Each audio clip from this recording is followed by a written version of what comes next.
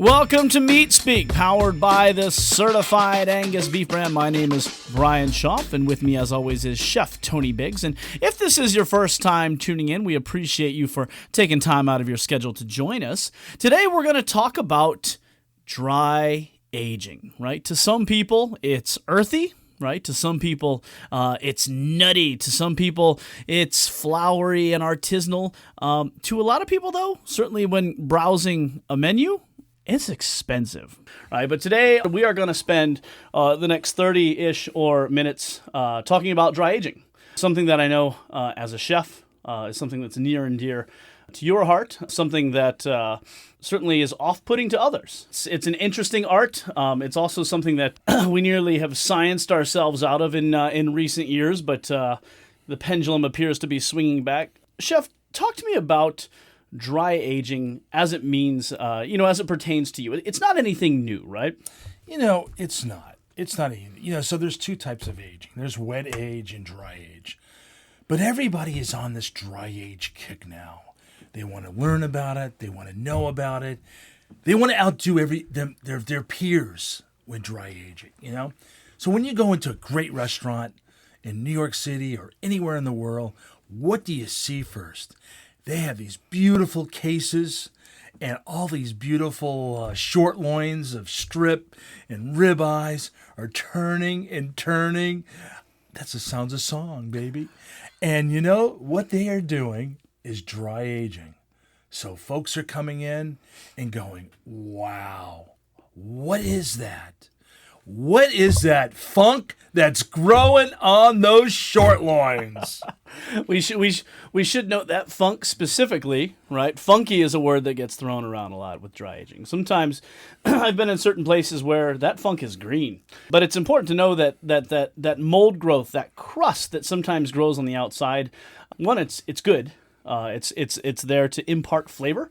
It's also there to keep out bad stuff. It's it kind of serves two purposes. Here in front of us, I know this lovely. Oh my gosh, right? Oh my gosh, that looks lovely. You guys can't see this, right? Because I understand this is an audio medium, but we actually have here sitting in front of us a 94-day dry-aged strip loin, certified Angus beef prime, and she's beautiful. And if you could be here and smell what this studio is smelling like, to me it's incredible, right? But it's beautiful, know.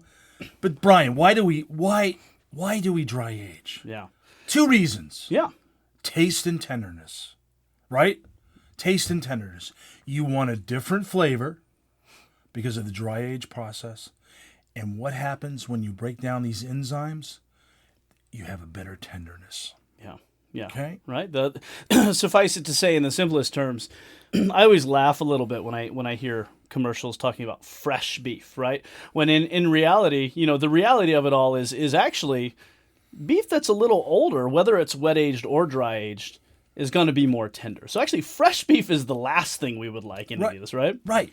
But I am a blue cheese lover, and when I taste a perfectly dry aged steak and I put that first bite in my mouth, I close my eyes and I'm thinking of Roquefort.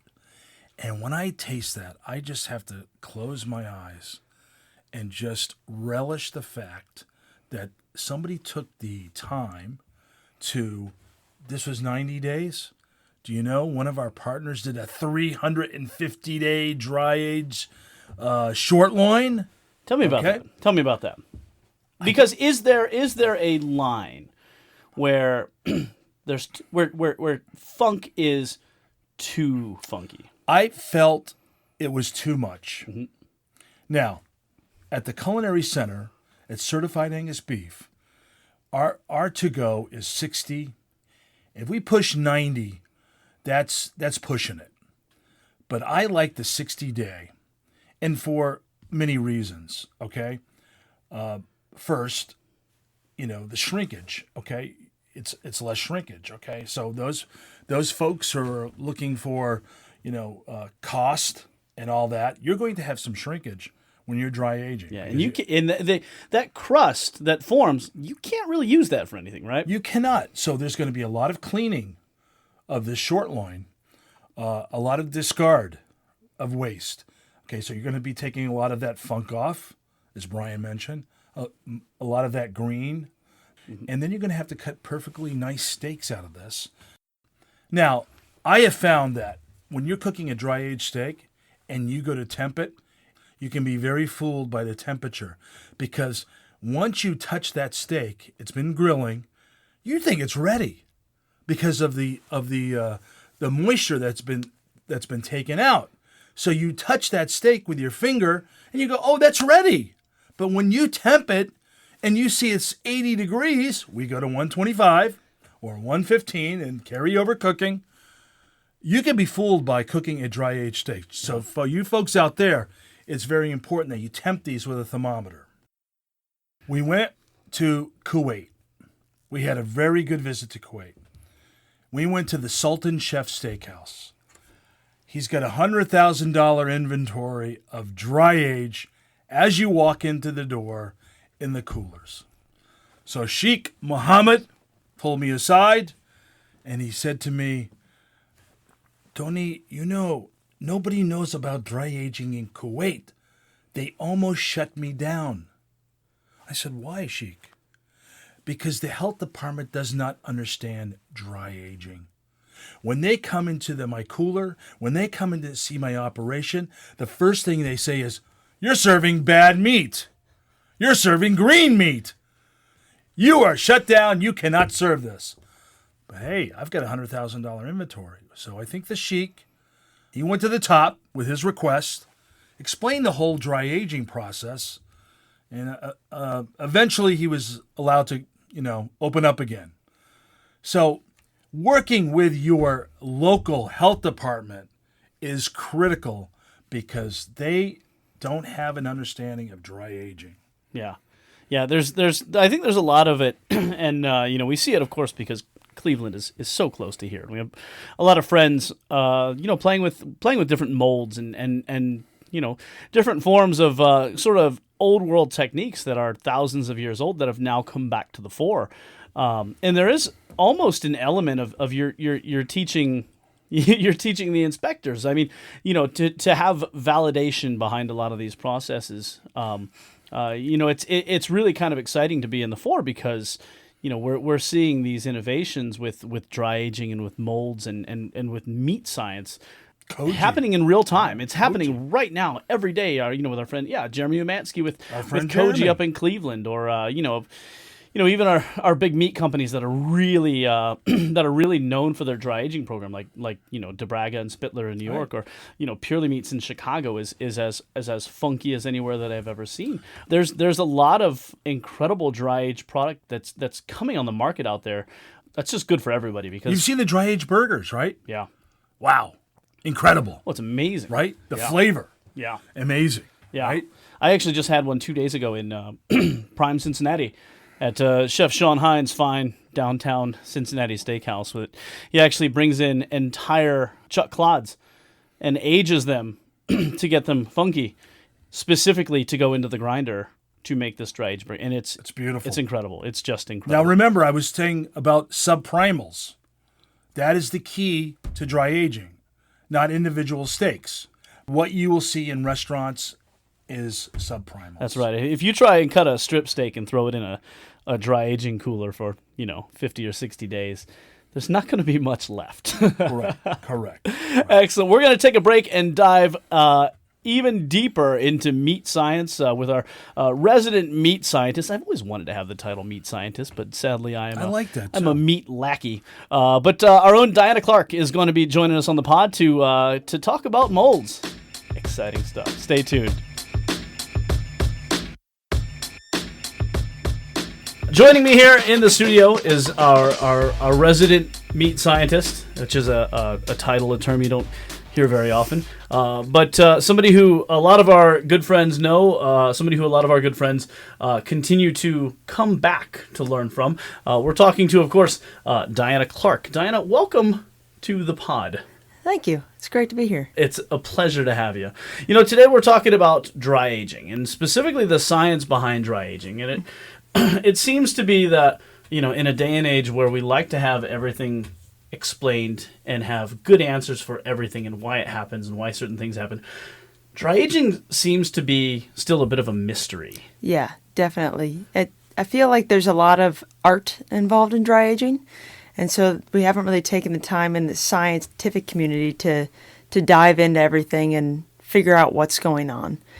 I do think there's more of it being done now because the popularity of dry aging is increasing drastically, but it still is kind of like an unknown area, which is kind of funny because it's been around for so long. Yeah. We just like have thousands of years, yeah, right? Yeah, this is how we've preserved meat. Yeah. So can you talk a little more about that? Because there's so much that happens in dry aging. As I like to understand it, I like to think of three things happening during the dry aging process. The enzymatic breakdown within the meat, which naturally happens dry aging, wet aging, whatever. Yeah. The dehydration of the moisture within the meat, but then also that mold growth, right? And it feels like a lot of that we do understand. We've got a pretty good grasp of at least two out of those three, right? Yeah, I definitely think that. So the enzymatic reactions that are going on, those calpains are really diving into that meat, diving in. It's already in the meat itself, but the calpains are going through and actually breaking down the meat and making it more tender. And like you said, wet aging, dry aging, same thing's happening. And so if you wet age for that extended period of time, that tenderness is still going to be the same as you dry age. There's really not going to be a difference. And we have scientific studies that prove that tenderness achieved either way is great. And then you look at the moisture being removed. That's just happening from evaporation. That's why we always stress to have a fan on your dry age product to really pull out more of that moisture. So that's going to condense that overall beef flavor that's already naturally found. But like a wine reduction sauce is always we like to relate it to, you're just concentrating those flavors. So every bite that you take has that beefiness that you expect. I mean, that's why we really only dry age certified Angus beef prime, because we want to start with the best to achieve the best results in the end. My professor, Dr. McKeith, used to always say you can't make good ice cream out of pig poop. So got to start with the best from the top in order to get the best dry age beef. And then on top of that's the mold. That's the area where I feel like we have hardly scratched the surface, no pun intended, because the mold is kind of on that surface, okay? But we recently were kind of working with Ohio State to see if what was known, I guess, in the mold community, and we reached out to professor there, and he was amazed that more research had not been done in the mold community, because there's been so much done on other food products, cheese and beer specifically. I mean, over these past few decades, beer has grown popularly and trying to understand the different components that go into there, but still mold in the dry age area is still kind of question mark. Yeah. So if you think about, though, dry aging from a salumi standpoint, we've used molds for centuries. I mean, they used to put molds on that because they knew that it helped protect that salumi. They were able to peel those molds away, and then in the end they get this great product. And the mold's definitely going to adjust the flavors of the meat as well, but we haven't really created a catch-all, like a mold that essentially I can take this mold and put it on my meat and I know all these great, fantastic flavors are going to come from it. Right now we're just kind of in the area of like, yeah, whatever's there is growing, and that's good. As long as it's not certain colors, right? Yeah, exactly. Our good friend in Cleveland, Jeremy Mansky, right? Yes. Right, Mr. Mold himself, right? He's the first person that I can remember specifically talking about specific molds and these specific flavors that come from them. Of course, with Jeremy, it's koji, right? Yeah. It's the koji mold, which gives off a floral, just very bright tone, and which is completely counter to what most people think of with molds. Yeah. But you're involved in some of those studies, sort of relating, trying to narrow down whatever those specific strains are and the flavors that they impart. Yeah. Yeah. So it seems like the more I dove into the whole koji thing, and we always joke that you go down rabbit holes of papers, but you start to realize that koji has been extremely popular in Eastern cultures, because koji is used a lot in fermentation process for sake, and so they know it from food production. They understand the safety behind it. They understand how to get those flavors pulled out of it. But a lot of times it's used in rice or grains that you get that mold growth occurring. We've never really thought about putting it on a protein. But then you start to think about cheese. Now in cheeses, they actually have specific molds that they will grow on those cheeses to impart these different flavors or to bring out unique flavors in that cheese. Well, why haven't we done that in beef? And so really Jeremy's taken it to the next level, in my opinion, of let's take the things that we love about koji. I mean, you have that sweetness, that floral flavor. Why don't we introduce that to the beef world and kind of see what happens? And he's really been able to take that to the next level, just really driving home the production of that mold on beef. And it does bring about that dry aging flavor that is phenomenal that we look for. We've done other studies where we've actually just taken different strip loins from different areas of the United States and try to break down the microbial content or the molds essentially that are on those strip loins. And that way we can see, okay, what is this mold growth that's on there? And you do notice unique populations across all of them. But some of them, there actually were a couple that were extremely common that were found in all locations, but it still wasn't the predominant one of each location. So now that we know what these molds are, now we need to really slow down and say, okay, let's just inoculate this meat with that mold and see what flavors derive from it. And so that we can take it little by little. Yeah. But we really need to get a trained sensory panel in to do something like that so they can pick up those little flavors that not many consumers would really notice, because some consumers can't even notice a difference in dry aged flavor in general, and some honestly don't prefer it, which is fine, but we need to get people that are in there that are extremely subjective to that taste. It reminds me when, through what I get to do on a daily basis, sometimes I get thrown into these like food and wine festivals, and it's like a wine tasting. And there's like the panel of Psalms. And, oh, gosh. We pick up, this is obviously from the eastern side of the Sierra Nevadas, and I pick up some green pepper notes. And I'm like, dude, all I'm getting is fermented grapes. I mean, it's good, right? But it's still just straight fermented grapes. And then you ask them for an ice cube for your red wine, and that's right. they just shake their head and walk away. How about... there are a lot of folks who are beginning to do this in-house, right? Mm-hmm. And of course, we work with a lot of meat companies, and I think it's easier just to say leave it to the experts. But there are a lot of chefs out there who are, and truly, I guess beyond chefs, even sort of the home weekend warriors who are really interested in doing their own dry aging program. Yeah.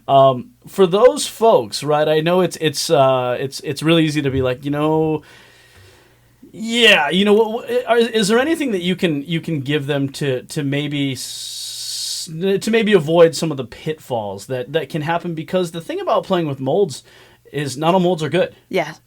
I mean, what are some of the signs to look for if this thing happens to go off the rails? So your biggest indicator is your nose. I mean, that's been from the day old time of just using your nose. If it smells funny and you go to you think like, oh, this is repulsive, don't eat it. Like your brain was trained to know those differences, so kind of just back away. But the nasal appraisal. Oh, exactly. So if you have a cold, get someone else to sniff it. Okay, just don't leave it up to yourself.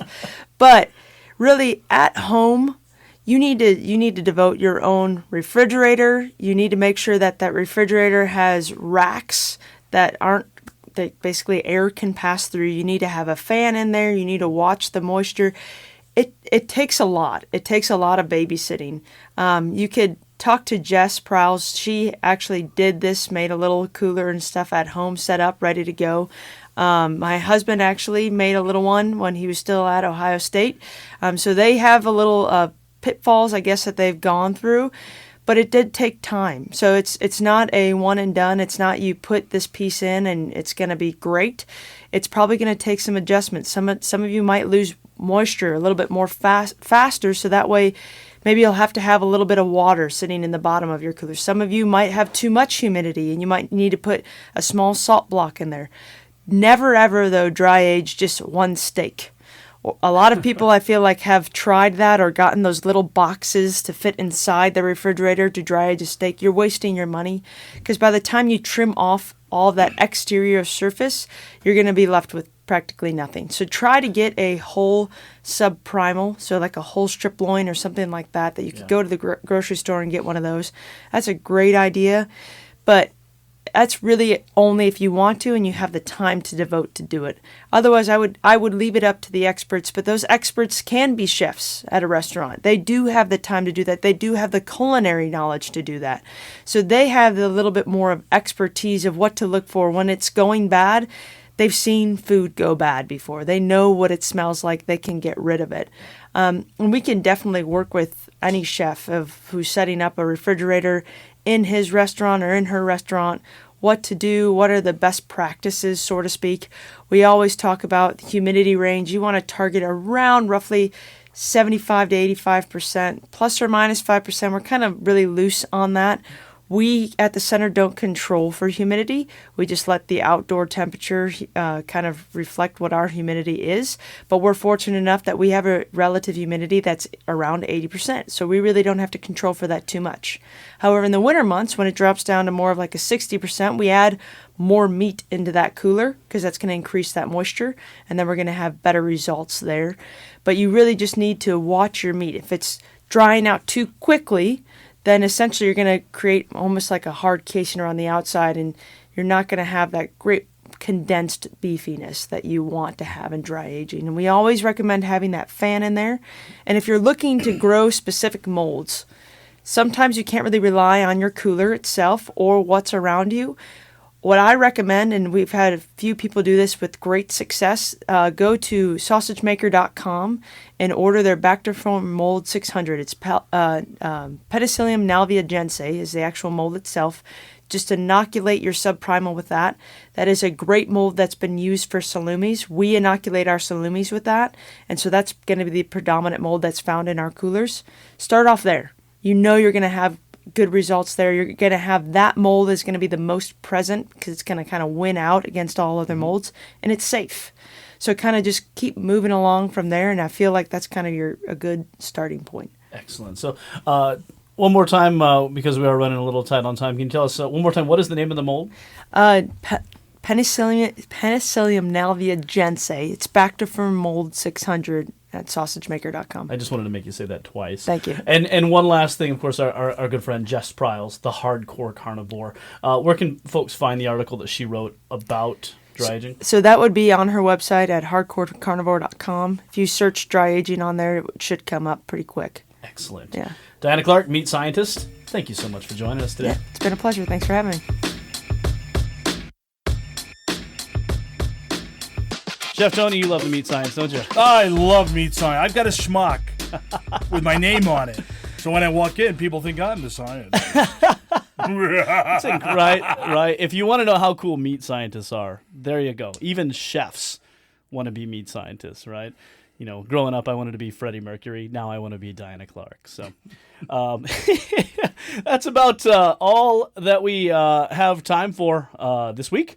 Here on the pod, we invite you to continue to check back and subscribe and check back soon because, we're going to keep doing this this podcasting thing. And if you have any questions, if you have any ideas, if you want to know more than what we've presented, in case we leave you with some cliffhangers, you can email us at podcast@certifiedangusbeef.com. And until next week, we're going to tear into this dry aged strip loin, and it's going to be yummy. Delicious. Bye.